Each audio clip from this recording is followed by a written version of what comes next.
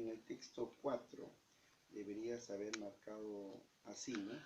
En el texto 4 se habla de las poblaciones vulnerables, que dice que no solamente hay que tener los criterios que asumen problemas de alimentación, vivienda o educación, sino que también sufren un mayor riesgo ambiental al ubicarse en zonas marginales, evidentemente contaminadas.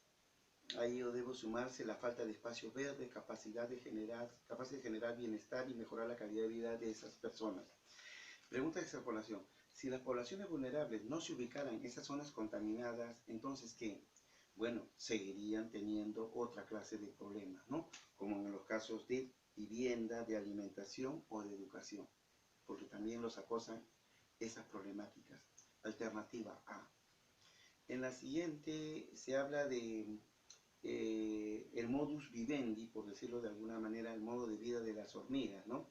Que tienen pues una forma muy solidaria, muy cooperativa, ¿no? Dicen ahí, una colonia de hormigas no es exitosa solo porque trabajan duro, sino porque son excelentes estrategas y su eficiencia al procesar información para buscar su alimento diariamente es superior a la de Google. O sea, es sumamente organizado, ¿no? Y eso por eso tienen las comunidades de hormigas una vida exitosa. Entonces, miren la extrapolación. Si extrapolamos esas cualidades de las hormigas al fútbol peruano, entonces, ¿qué? Los jugadores de la selección peruana tendrían más posibilidades de ganar sus partidos, porque serían pues bien organizados y bien estratégicos en su juego. Alternativa B, debiste haber marcado. En el texto 6, el régimen colonial destruyó la economía agraria, dice. Bajo la soberanía del Inca, los nativos conformaban una nación de 10 millones de hombres. Sin embargo, dice, durante el régimen colonial, en 3 siglos, los nativos se redujeron a una dispersa y desordenada masa de 1 millón de hombres, obligados a servir dentro de un sistema explotador, ¿no? Fueron condenados al trabajo de las minas, dice, a un mortífero trabajo. Imagínate, de 10 millones, quiere decir que 9 millones desaparecieron en 3 ciclos de explotación. Pregunta de extrapolación. Si los indígenas no hubieran sido obligados a trabajar en las minas, a ese mortífero trabajo que diezmó la población, entonces ¿qué? No habrían sufrido una reducción poblacional significativa, ¿no? De 10 millones a solamente 1 millón. Alternativa D. ¿Listo? De esta manera llegamos a comprensión de lectura. Haz pausa en el video para dar respuesta. Solamente el primer texto, por favor. El primer texto.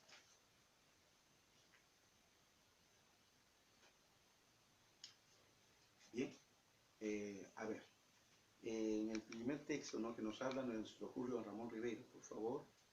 Como ves, yo tengo una modesta biblioteca. Por ejemplo, acá yo te recomiendo, por favor, Julio Ramón Ribeiro, ¿no? Acá yo tengo su obra cuentística completa, La palabra del mundo, tomo 1 y tomo 2, ¿no? Son joyitas de mi biblioteca. Está toda la obra de este insigne escritor peruano, ya fallecido, como has leído en el libro, en tu práctica, y así que paso a desarrollarte, ¿ya? Dice: respecto de Julio Ramón Ribeiro, el texto presenta principalmente, espero que hayas marcado, su biografía literaria, ¿no? Cómo fue su vida, sobre todo poniendo énfasis en lo literario. En el texto Crudas, dice, cuando él viajó allá a Europa, gracias a la beca del Instituto de Cultura Hispánica, dice, primero vivió en España, luego visitó Francia, donde permaneció varios años soportando crudas condiciones de vida. Entonces no la pasó muy bien, crudas condiciones. Entonces en el texto crudas significan condiciones difíciles. No está de acuerdo con el texto afirmar que Ribeiro, por favor, en el texto dice lo siguiente, en el segundo párrafo, mira, dice así: Ribeiro era un hombre reservado, casi un misterio, de extrema timidez y de poco afán de figuración, pero de vigorosa capacidad comunicativa a través de sus obras. O sea, él podía comunicar su mundo interior, pero a través de sus escritos, ¿ya? No hablado, sino escrito. Entonces, no está de acuerdo con el texto afirmar que Ribeiro tuvo vigorosa locuacidad, ¿no? Vigorosa capacidad comunicativa al escribir, pero no al hablar. Locuacidad habla de locu, hablar, elocuente. Y él no, era reservado, era tímido, un poco callado, ¿te das cuenta? Entonces marcó la D. En la 3, se infiere, pregunta de inferencia, se infiere el texto que cuando joven Ribeiro, ya, cuando él llega a Francia joven, dice, vivió en crudas condiciones de vida, ¿no? ¿Qué más dice? Lo que le obligó a realizar diversos trabajos para subsistir. Entonces, ¿qué puedo deducir? Que de joven no vivió solamente de la literatura, ¿no? Que también tuvo que desempeñar otros oficios, ¿no? Y bueno, como uno sabe algo de Ribeiro, yo te puedo decir, tuvo que cargar maletines en la estación de tren de París, tuvo que ser portero de ciertos hoteles, ¿no? O sea, trabajos modestos. Así trabajó Julio Ramón Ribeiro, ¿no? Y preguntas de extrapolación, el tema que hemos visto hoy día, ¿no? La última pregunta. Si Ribeiro hubiese permanecido toda su vida en el Perú y obtenido con el tiempo el reconocimiento que merecía, entonces dice que él siempre mantuvo su vida, ¿no? Al margen de la gloria, ¿no? De la publicidad, de la nombradía, ¿no? Entonces siempre fue modesto. Pero ¿qué pasa si él hubiera tenido una vida un poquito más pública, más activa? Entonces probablemente habría tenido un entierro realmente multitudinario, porque en el texto dice, pocos meses después de haber recibido el premio Juan Rulfo el 4 de diciembre, fallece.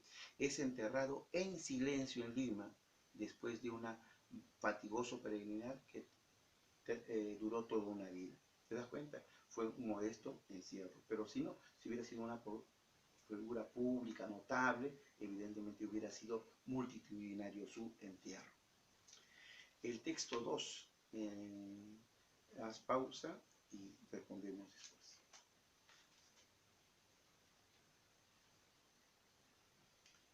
Listo.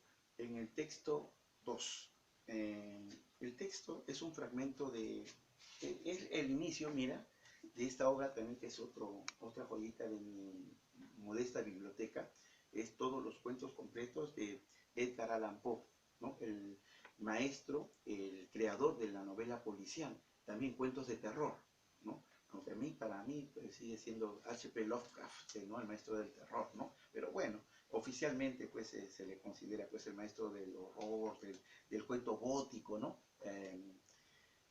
Edgar Allan Poe. Mira, lo que has leído es, y acá te lo puedo demostrar, es la introducción de un cuento, uno de los primeros cuentos, que es Manuscrito hallado en una botella. Difiere un poco la traducción. Esta es una traducción reconocida de Julio Cortázar, el argentino, otro escritor que yo te recomiendo, ¿no? Manuscrito en otra botella, ¿no? En una botella, en la página 52, por favor. Mira, por favor, sigue tu práctica y yo te voy a leer acá. Va a haber algunas diferencias nada más. Dice ahí, en la primera parte, ¿no? Manuscrito hallado en una botella. De mi país y mi familia poco tengo que decir. Un trato injusto y el andar de los años me arrancaron del uno y me alejaron de la otra. Mi matrimonio me permitió, en el texto dice mi herencia, ¿no? Me permitió recibir una educación esmerada, o sea, muy cuidadosa, ¿no? De alta calidad. Y la tendencia contemplativa de mi espíritu me facultó para ordenar metódicamente las nociones que mis tempranos estudios habían acumulado. O sea, recibió una excelente formación académica. Las obras de los moralistas alemanes me proporcionaban un placer superior a cualquier otro, no porque admirara equivocadamente su elocuente locura, sino por la facilidad con que mis rígidos hábitos mentales me permitían descubrir sus falsedades. ¿Está bien? Sus falsedades. Después dice, con frecuencia se me ha reprochado la aridez de mi inteligencia, imputándome como un crimen una imaginación deficiente. El pirronismo, acá dice pirronismo, el escepticismo. Pirronismo es escepticismo, o sea, no creer, ¿no? Estar en duda, ¿no? Desconfianza con lo que se le presenta a uno. De mis opiniones me ha dado fama en todo tiempo. En realidad, temo que mi predilección por la filosofía física haya inficionado, contaminado mi mente con un error muy frecuente en nuestra época. aludo a la costumbre de referir todo hecho, aún el menos susceptible de dicha referencia, a los principios de aquella disciplina. O sea, que todo se ajustara a su razón, ¿no? Era bien racionalista el personaje.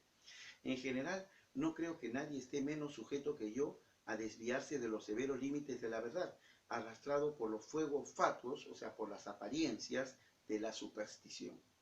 Me ha parecido apropiado hacer este proemio, esta introducción, para que el increíble relato que he de hacer no sea considerado como un delirio de una imaginación desenfrenada, en vez de la experiencia positiva de una inteligencia para que los ensueños de la fantasía son letra muerta y nulidad.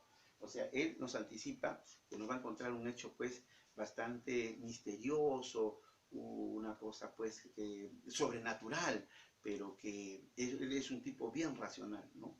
Entonces, ¿no? Es un desvarío, una locura, sino que es la expresión positiva, ¿no? Racional de un hecho que por sus apariencias parece sobrenatural, ¿no? O irracional. Listo. Entonces, fundamentalmente el narrador busca que justificar el carácter racional del increíble relato que está a punto de narrar, ¿no? Es el prólogo, el preámbulo, ¿no es cierto? Alternativa D de este marcado. El término severos puede ser reemplazado por, dice, severos, una severa educación, cuando dice, en país tengo que aumentar uno, ya, severo acá significa, en una instrucción, educación severa quiere decir rigurosa, estricta, ¿no? Alternativa A. En la 3, la opinión que el narrador tiene de los moralistas alemanes, tú dirías, la opinión que él tiene de los animales, ¿es favorable o desfavorable? Desfavorable, sí o no, porque no le hace caer en sus falsedades. Entonces sería, la opinión que el narrador tiene de los moralistas alemanes es desfavorable, sí o no. Entonces sería negativa, debido a las falacias de su planteamiento. Falsedades, falacias es una falsedad. La 4, a partir del texto se desprende, que ante un suceso increíble el narrador reaccionará buscando una explicación racional y lógicamente válida, ¿no? Él es muy racional, alternativa A.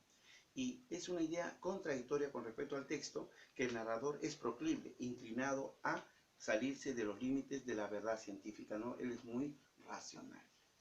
Listo.